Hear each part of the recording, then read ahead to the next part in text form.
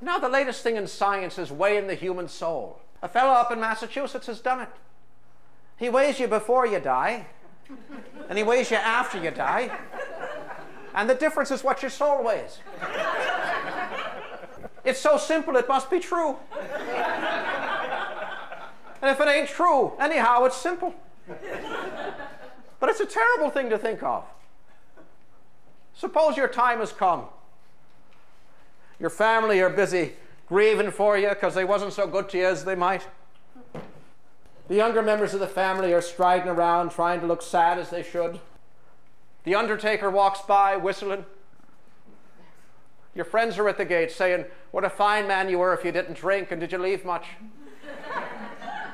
And it's little you care. For the first time in your life, you're alone. For the first time in your life, you're yourself. For heaven knows how many years you've been somebody else. You've been your wife, your family, your relations, the policeman on the beat, the foreman at the mills, the barber, the bartender that gives you drinks, the doctor, the newspaper reporter, and public opinion. The world has held a looking glass in front of you from the day you was born and compelled you to make faces in it. But now you have no one to please but yourself. Good opinion and bad are alike. You're untroubled by gratitude or revenge. Everything is a million miles from you. You're beyond the reach of the alarm clock and the factory whistle. And you're just beginning the big day off. When the man of science shakes you by the elbow and says, you got to weigh out?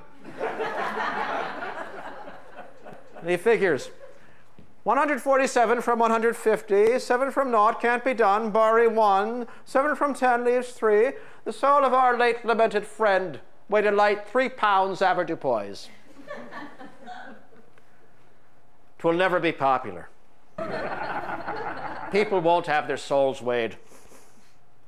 Besides, I wouldn't have it go about. Did you hear about Dooley's soul? They had to call in an expert accountant to find it. It tipped the beam at 1 pennyweight. Besides, scales and clocks are not to be trusted to decide anything worth deciding. Who tells time by a clock? Every hour is the same to a clock, and every hour is different to me. One long, one short.